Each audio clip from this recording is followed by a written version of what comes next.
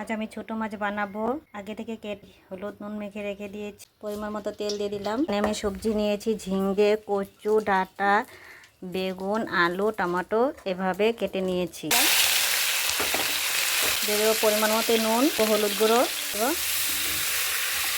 ঢেকে দিলাম, খুলে দিলাম। সবজিটা সিদ্ধ হয়ে গেছে, জল দিয়ে দিলাম, অল্প পরিমাণে জল দিয়ে দেব। এখন এতে ছোট মাছগুলি দিয়ে দেব। আমি মাছগুলি ভাজিনি। ছোটো মাছটা প্রায় হয়ে গেছে। কাঁচা লঙ্কা রসুন পেস্ট করা দিয়ে দিলাম। আরও 1-2 মিনিট রেখে নামিয়ে নেব, না হলে রসুনের গন্ধটা থেকে যাবে। মাছটা হয়ে গেছে, এখন ধনেপাতা দিয়ে নামিয়ে নেব। এবার ছোটো মাছ এইভাবে বানিয়ে নিয়েছি। ভালো লাগলে লাইক করবে, শেয়ার করবে, কমেন্ট করবে, সাবস্ক্রাইব করবে।